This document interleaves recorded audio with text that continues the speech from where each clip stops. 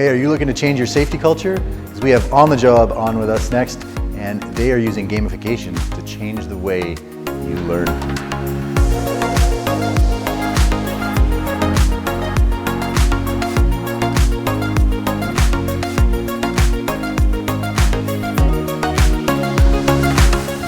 Hello and welcome. We have a super exciting episode today. We have On The Job on set with us. We have Peter Gammel, the president. We have Kate Marlow, the VP of Learning and Customer Experience. So welcome, guys. Thank you so much. Thank you. And we're super excited for this story because when you told it to us the first time, we got like chills through our body because On The Job, let's just give everybody kind of like an overview. On The Job is a learning platform, but it's changing the game. How? Well, it takes people's real experiences and turns them into scenario-based learning for others to appreciate what happens when things go wrong. So it's really critical thinking practice to augment foundational training. And it really democratizes learning by recognizing that everybody's got something extraordinary to teach if they could only tell their best stories really well. And that's what On The Job does. That's amazing. So much more engaging than step one, do this, step two, do that. And we've played some of these scenarios, and it's like playing a game, right? You know, we like games. You have to make real choices, and it sounds simple, right? But it's not. These choices are difficult, and then it leads to something, and then you remember it because they were your choices, right? Difficult choices like life, and that's how you got the inspiration for On The Job, right, Peter? Sure, yeah. It's a gaming environment, which is just decisions and consequences. That's what life is all about, decisions and consequences. So tell us about the decisions and consequences that led you to come up with the epiphany of On The Job. Okay, the story, I won't talk about the decisions that I made that led to it. That has to happen over a beer at another time. Okay. But essentially, as a young hydrogeologist, I caused an explosion that put me in the hospital for 3 months. I just started my career. It was my fault, deeply humiliating. I'd been working for this company for a year and a half, 2 years. And so you'd been trained? I'd been trained. I'd been trained in confined spaces, and this was a confined space incident. It was just a really stupid mistake. Again, that's another story. But day 3 in my hospital visit, the president of the company that I worked for came to visit me, a guy by the name of Paul Fee, fantastic man. He's long since retired. But he came in the room and I thought, my career is toast. I was done for sure. But instead, he sat down and he proceeded to tell me a story about when he was a young chemist, how he had been exclusively responsible for burning down his employer's flagship operation. Oh my God. Yeah, it was wild. And I'm lying in bed, all hyped up on morphine, and I'm listening to this going, oh my God. And he was doing some unauthorized experiment in the basement of this facility overnight. And when he arrived the next morning, the place had been leveled. And as he got up to go, he says, Peter, it's not what you did that counts, it's what you do with this experience. And that, for me, just triggered an insatiable curiosity about how we gain our greatest wisdom from our most challenging moments. So I started designing games and simulations that combine authentic professional experiences with game theory to create learning so profound that it changes people's minds, just as that experience had changed me, as you can imagine. 100%. I get it. I mean, I was a young girl riding a motorcycle, because I thought I was cool. And in my jeans, and we all know how long jeans last on road, even I was going only 60 miles an hour, like around the corner, hit sand, and I learned that lesson. But you think, as hot as the days would be, I put on my protective gear, and I preach it. And I preach it and I preach it, but because I went through that experience, it's ingrained in who I am. Yeah. And now you guys can simulate that. Instead of it just being like, hey, wear protective gear, goes in one ear out the other. And what's really important for your audience to know, for our audience, is that we don't do it, you can do it.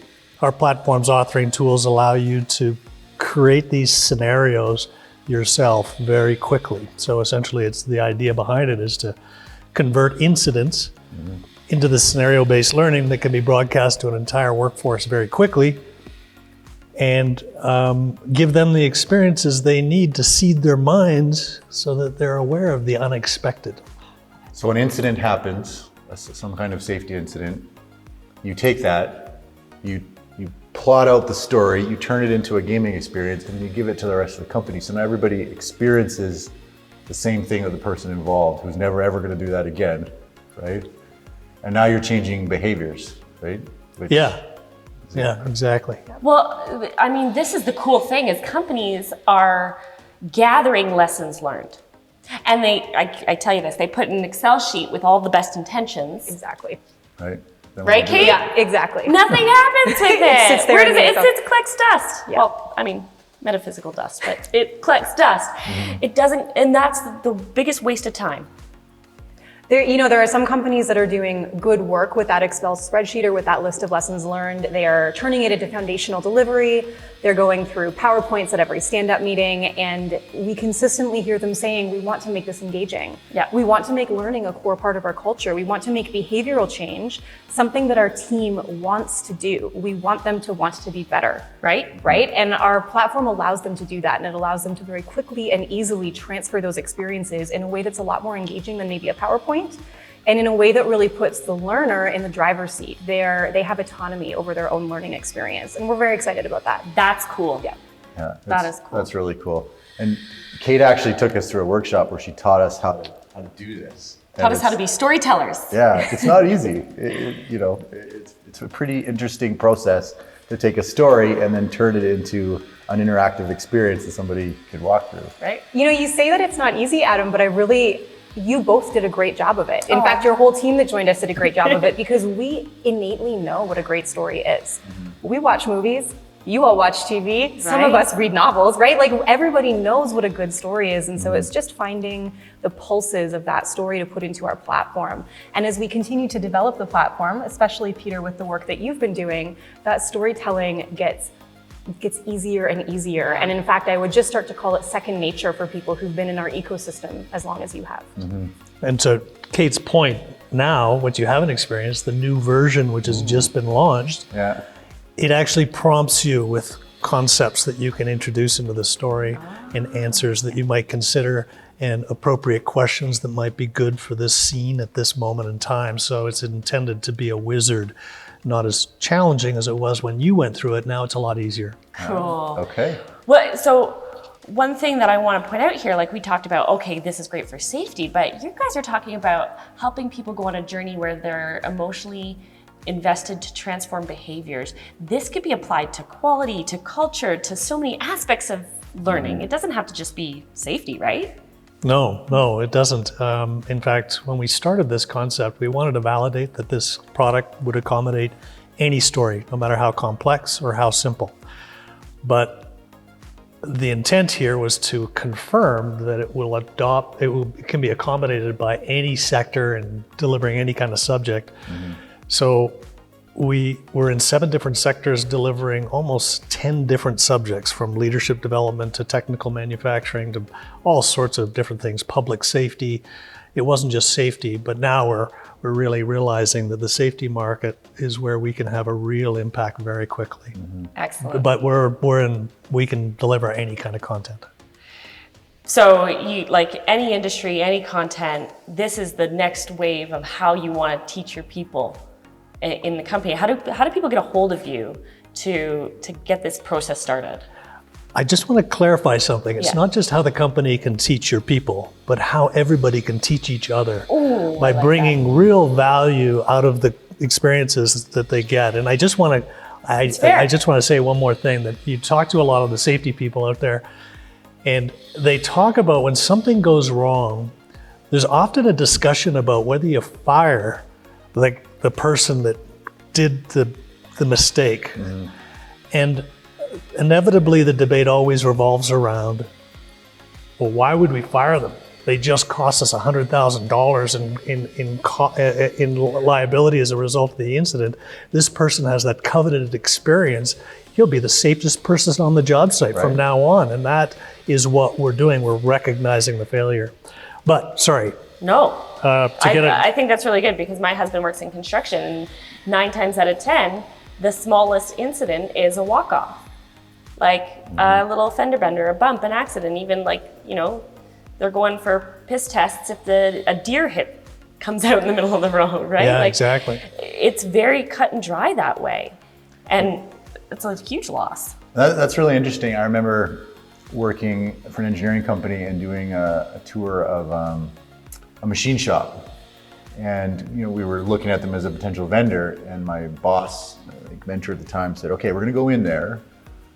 We're gonna see a lot of cool things. What I want you to watch for is how clean it is, how old the workers are, because it's the old crusty ones that have had their fingers bent a few times that are the safest ones, and we want to see that, right? So that really stuck in my mind because we went in there and that's what we were looking for. Was the place clean? Was it, not to make judgments about the age of the person, but how experienced were they, right? So it's really interesting that we're talking about this because lots of times you don't change your behavior until you've been bitten, sometimes more than once, right? Yeah. Yeah, On the Job introduces contradictions to our old beliefs for us to discover new habits. Yeah. I love it. For sure. So somebody wants to engage with you, what's the process? How do they get a hold of you, and what are they gonna go through? Well, they can get a hold of me at peter@onthejob.ai, and my phone number, if that's something you want to. Sure, throw it up there. 403-870-8119. We would love to hear from you. Excellent. Fantastic. Thank you so much. Don't take our word for it. We're actually going to play a game live. We love games. See how we do it. And it's a new game that Peter hasn't played before either. Ah, God. So no cheating. No cheating. This is level playing field right here. Well, maybe it's been rigged so that you guys win, you look good, you make sure we... You didn't tell him I slipped you that 50, did you? You didn't have to tell them either. All right, guys. We'll see you next time. Tune in.